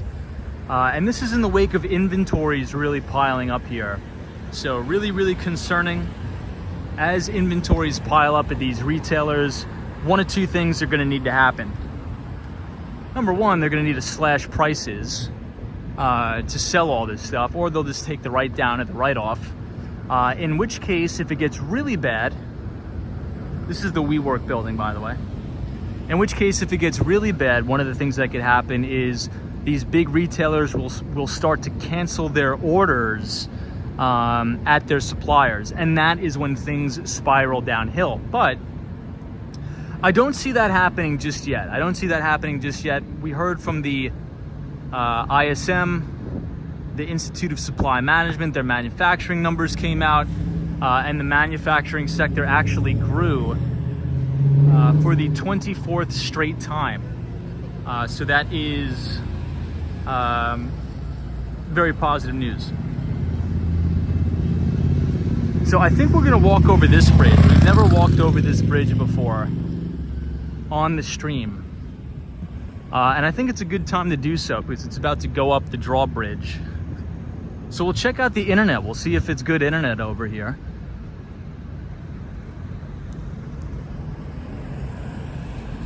Yeah, so we have never walked across this bridge before on the stream. One thing that I could guarantee everybody is that this big empty space here is probably going to be a massive tall apartment building sometime.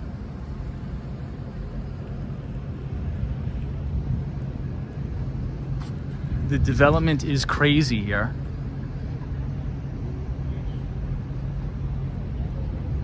I think it's a pretty good view of downtown Miami though here.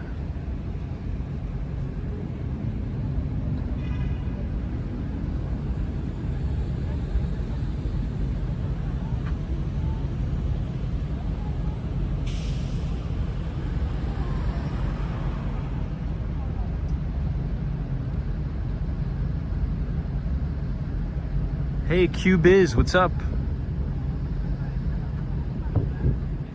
Always good to see a Q-Biz.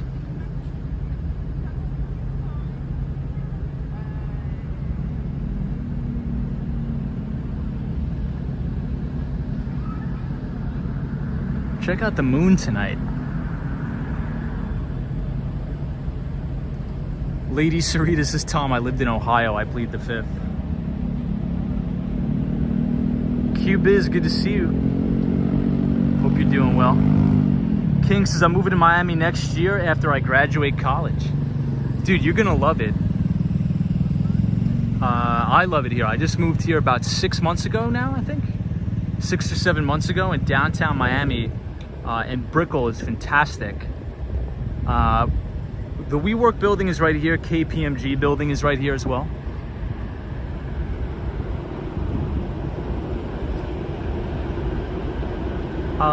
Sabrina Fair says the moon in Miami is always spectacular.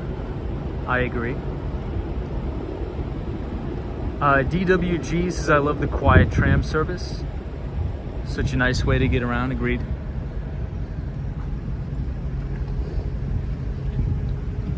We got the drawbridge going up now.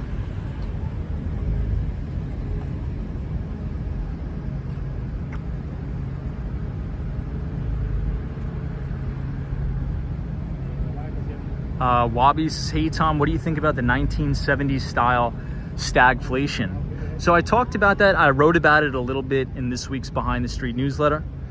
Please check your email. I sent it out at 9 o'clock tonight. I think it's a possibility, but I do not think it'll happen.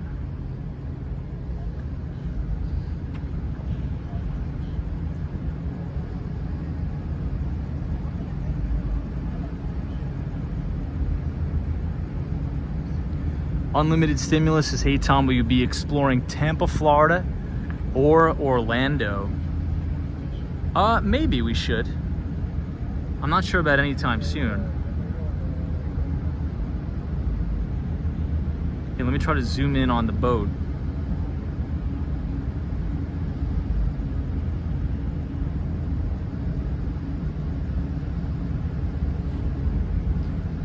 Somebody says, I'll give you $1 if you climb it. Zero chance about that one. Somebody says, will you go to Fort Lauderdale? Possibly. There's no income tax in the state of Florida. Andy says, have you been to Disney World? I have not been to Disney World.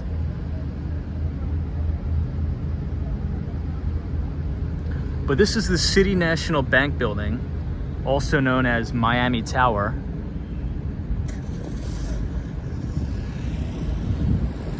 And this is the view of Brickell and Mary Brickell Village.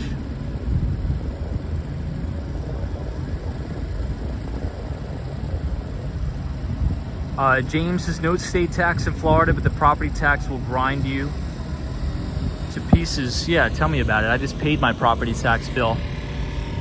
Talk about a slaughter. But it's all right. Actually, you know, I'm kind of used to big property tax bills because I'm from Long Island. And let's put it this way. If you buy something on Long Island for 600 grand, you're looking at minimum $16,000 to $20,000 property tax bill a year. Here, it's not as bad. It's probably going to still be under $10,000. But I just paid $4,300. So my property taxes are like $4,300. But the good news is I could do the homestead exemption, which is about a 50% discount on the appraised value of the house. Unfortunately, I didn't do that this year, but I will do that next year for sure.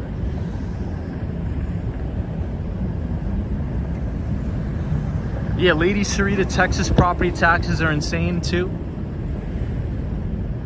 Wow, everybody, this is really cool. I'm glad we came across here. We've never walked over here on the stream before. Sabrina Fair says $4,300 is chump change, dude. Yeah, I mean, in comparison to Long Island, for sure. But, I mean, think about it. $4,300 for a place you own? It's insane. This was recommended to me, but welcome to Florida, the last frontier of what America used to be. Good to see you. Cynthia Beal says $4,300 for the year. Yes, the property tax bill is $4,300 for the year. So this is a beautiful view here. Wow. Oh, I think this is the Bright Line train. Check it out.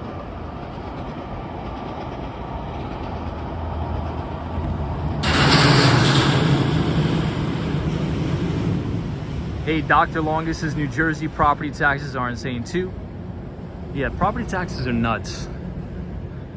I remember when I was like 16 years old, I was just starting to learn about real estate, and I could not wrap my head around the concept of property taxes. I was like, what? Even though you buy it and it's yours, you have to still pay every single year on something you own? It's ridiculous, but...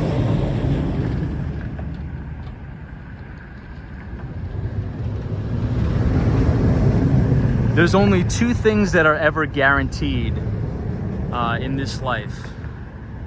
Number one is your death. Everybody's gonna die. So that's a guarantee. And number two is taxes. So death and taxes. And if you don't pay your taxes, the government's gonna either kill you or throw you in jail. So you can't really get around it. Oh, Action Kid says that was the Metro Rail. You know, there's so many different trains here in Miami. I think this one is, what is this one called? This is the Metro Mover. Then you have the Metro Rail. And then you have Bright Line, which is somewhere. Is that right, Action Kid? Is it Bright Line or something?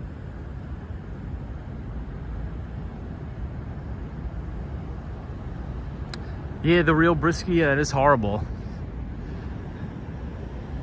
Yeah, Peter Schiff wrote about that in his book. I think his father's name is Fred Schiff, I believe. Bright Line starts in downtown.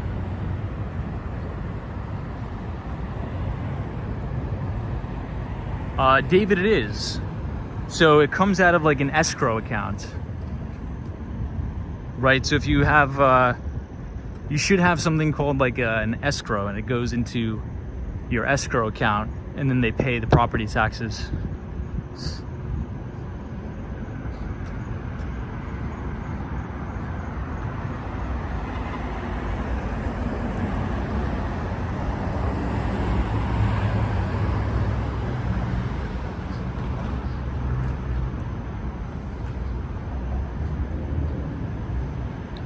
I don't think we've ever walked over here on this stream.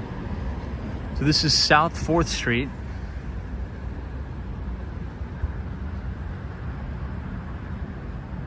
Joan N says, do you live in Miami? Yes. Yes, I do. Let's see where this takes us if we just keep going around this sort of way here. Maybe we'll have to get on the Metro Mover.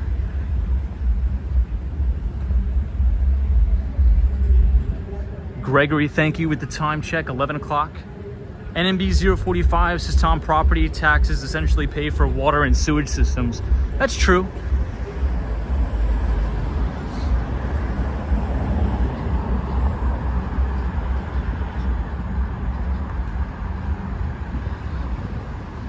So this is Riverwalk Station.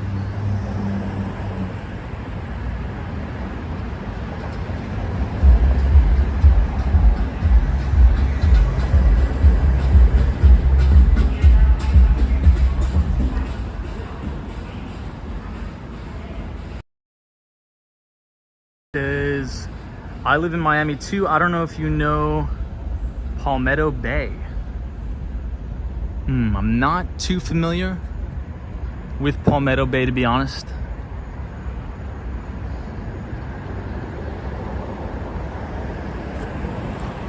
I'll have to Google it when I get home. I'll have to check it out.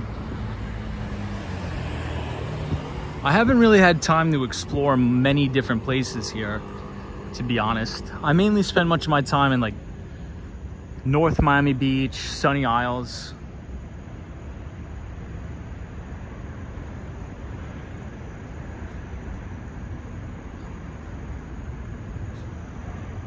Ooh, this is a nice view of Wells Fargo Center here.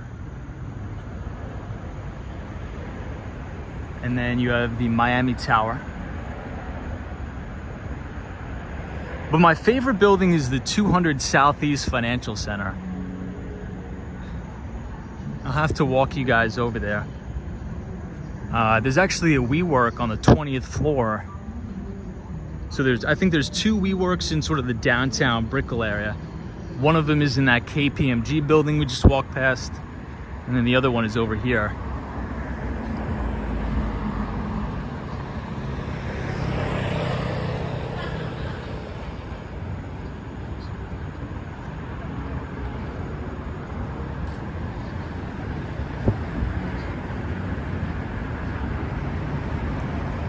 Hey, Dutchman is here. Says, hey Tom, good evening. Have you been listening to Action Kids music balcony stream? Yes. I have that up when I'm working. It's a great idea, by the way. Because all the other live streams that are similar to that, it's sort of a continuous loop of just, you know, like an animated character or something like that. But if you're looking at the balcony, this is live, this is real time. So you can see the boats and the cruise ships pulling up, it's beautiful. If it's still up, I'm probably gonna have to rewind it and watch the sunset from there too.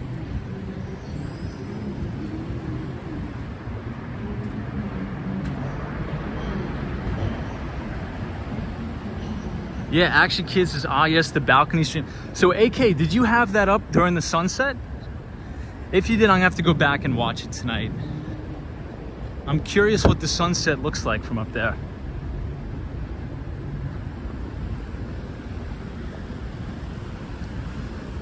All right, so now we are coming out of the Hyatt Regency.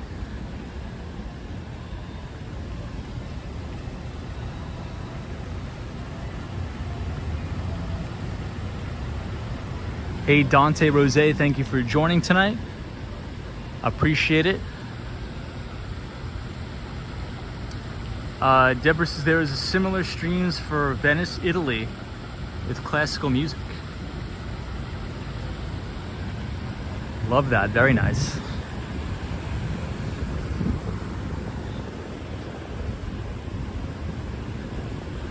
All right, now we're right back to where we need to be, everybody.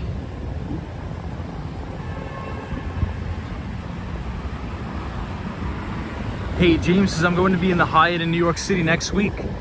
James, I may run into you. So the 16th, I got to be back in the city, which I'm actually not looking forward to. I mean, it's too much back and forth.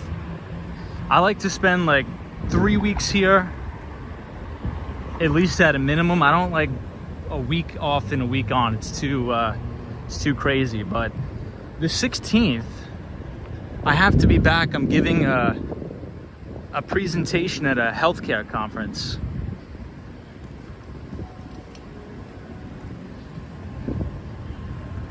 So maybe I'll see you around. Hey, Lionel says, hello friends, I'm watching you on YouTube. Good to see you from Ecuador. Love that.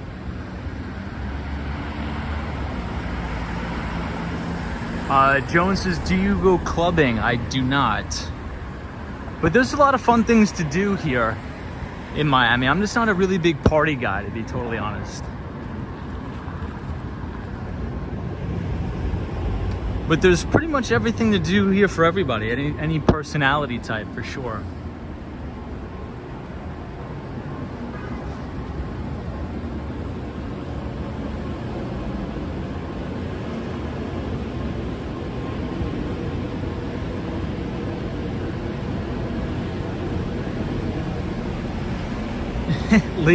Lady Sarita's like jet lag is your middle name.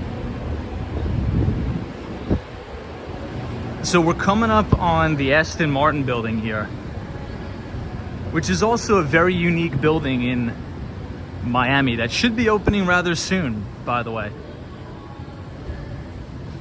Here, I'll give you guys a look at it. And when it's complete, it's gonna glow bright white. It's gonna be amazing. Samia says Tom is an introverted extrovert. Yeah, I'm actually a very, very introverted person, for sure. I agree. Jones says, Tom, do you go to bars? No, I don't go to any bars. I don't really like any of that stuff.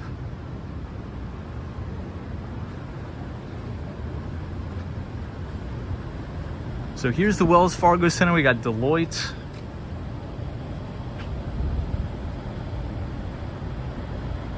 Dutchman says, Tom, so Walmart is considering purchasing Denver Broncos football team for around $4 billion. Really? I didn't hear about that. Dutchman, what we were talking about, though, now that you bring up Walmart, one of the things that's really concerning is that a lot of these retailers are now coming out and lowering their forward guidance for the fiscal year.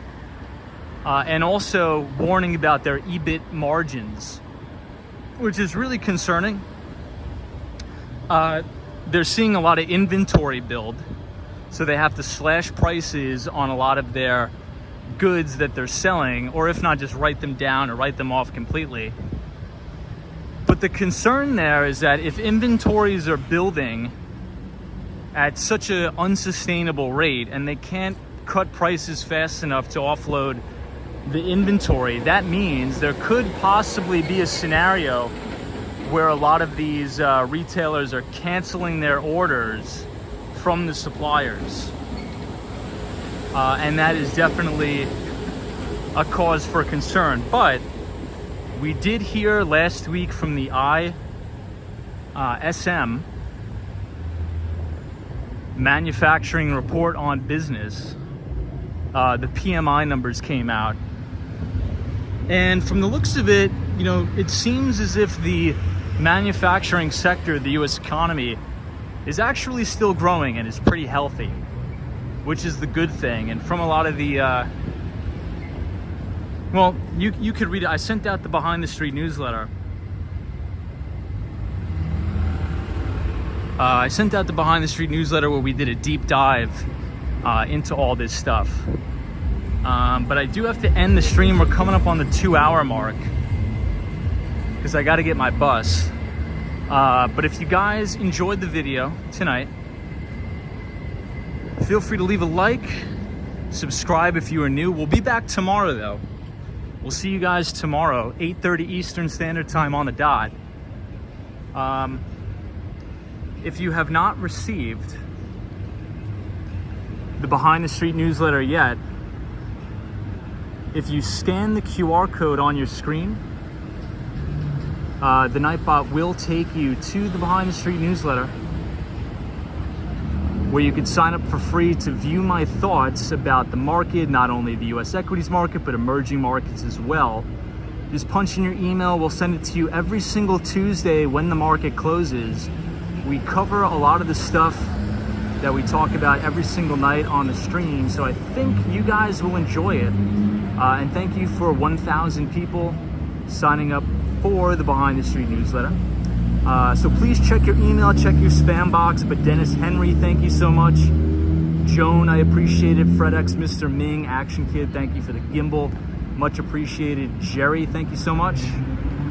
Ryan Royal, appreciate you, my friend. Dutchman, all the mods, Michelle McGraw, everybody.